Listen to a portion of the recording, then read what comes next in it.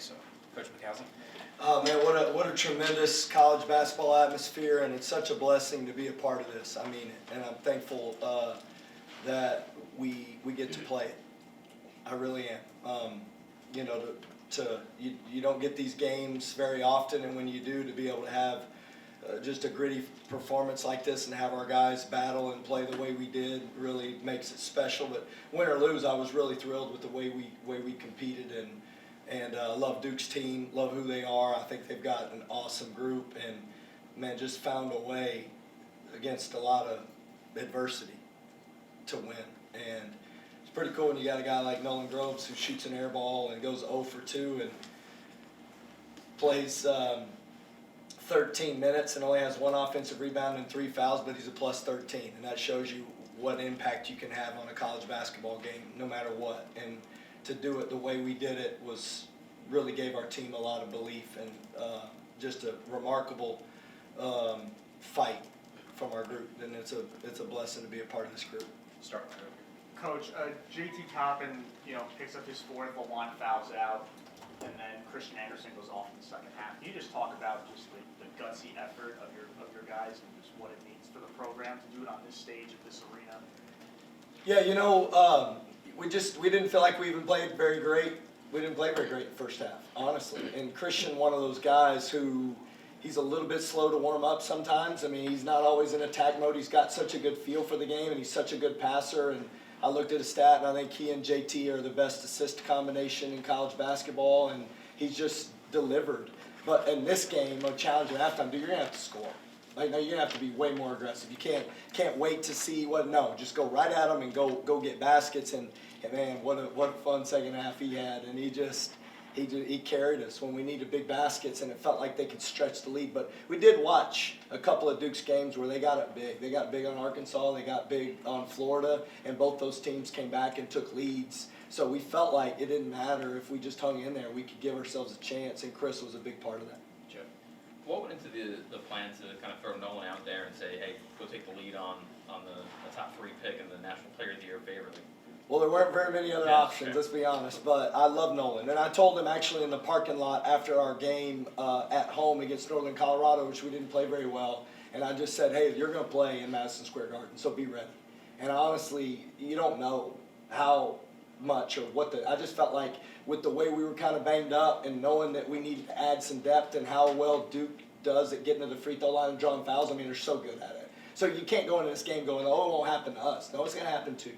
And just how well can you respond to it. And tell you what he does, he practices every day.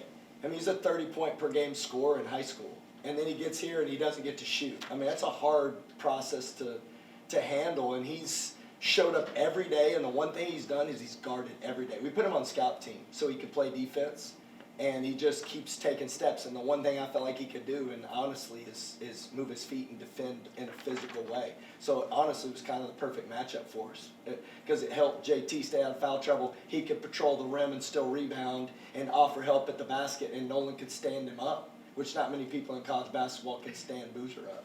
And Nolan did a fantastic job of that. Anybody else? Coach, in that first half, you went with a lot of LeJuan, kind of just ISO. I know he had it going last game, and he played well in that first half. But like Chris wasn't able to create advantages in the way he was in the second. Is the biggest difference just the way Duke was switching more, or do you think he was just more aggressive? Well, we picked a couple of personnel. I mean, they had a few lineups out there that we weren't guarding a lot of guys. Just we're going to make them make a bunch of threes because we felt like if we could just rebound, which I thought was a stat of the game. I mean, we held them 6 offensive rebounds. I mean, Duke doesn't do that very often, especially. So we felt like if we could just make those guys make a bunch of threes, it would stall them out a little bit. And then the key to it would be how do you score and just stay at a rate with them because they can really make baskets. And in the first half, I thought Chris had some opportunities, but he was coming off and kind of playing with the ball a little bit. And the second half, we were getting more of their isolated guys because of who they were playing that are better shooters that maybe aren't as good at defenders. And we just kept throwing them in the middle of it. So they took some of their length and athleticism off the floor at the wing spots and put some smaller guys in there that can shoot, and felt like Christian could, if we could find those matchups enough, Christian's an unbelievable scorer.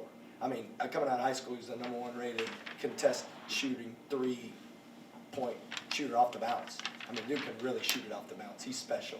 So it's just getting the right matchup where it's not a big or somebody attached to his hip that's a great defender. But he can do it that way anyways. He just wasn't aggressive enough. And when Lawan went out, we didn't have a choice. You know what I mean? Then you kind of pivot and feel like that's option A.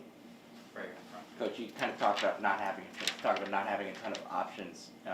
You're already injured, dealing with foul trouble. Feels like you're putting a ton of pressure on your guys, even on a roster that isn't deep in the first place, to have a ton of responsibility, whether it's Christian as a scorer, JT doing his thing, Nolan defensively in that spot. How do you feel that these guys were able to kind of cope with that pressure and kind of forward the cause in the second half of this game?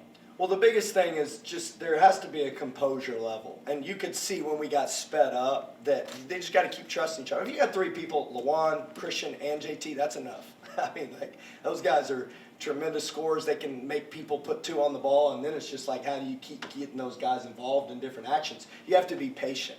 You can't just shoot the first semi-good one, and that's what we were doing a little bit early, and now we're finally settling in. Just make people defend you longer and show some composure. The biggest thing I was thrilled about was just how competitive we were on the glass and defensively down the stretch, because offense isn't going to be this team's problem. I mean, our problem's going to, it has been, just how physical can we be without fouling, and can we rebound when we do. And we've been struggling with that. And tonight, just our ability to pick the right spots and not panic, and pick the right guys that we wanted scoring, and I thought our team stayed really composed, and that was the difference in this. It wasn't necessarily the pressure on the offensive guys. It was more about can we get stops and maintain some composure on that end. Coach, now in less than a year of belief, it just you keep adding another one to the arsenal. How moving forward, like how does another win like that just change the belief every game? Yeah, don't go look at my stats, man. I'm 5'8" and some change. I played college basketball in the Big 12, had no business. My dad's a Baptist minister. I mean, I just am, I'm honestly just thankful, honestly. And I think when you get a part of teams and you've seen them do things that just are filled with heart, doesn't have to do with your talent, doesn't have to do with your skill, doesn't have to do with your size. It just has to do with like your genuine belief and fight every day. And I just tell our guys, like, I don't care. I honestly don't care if you make, I told JT, don't miss every free throw. I told him, but when he went out there and shot those intentional fouls, I mean, the hook and hold fouls, was like, or at the end of the game, I was like, I don't care if you make another free throw, we're still going to win this game. It's just like, honestly, how can you live life in a way that you believe in people, even when it's the most difficult? And that's my hope.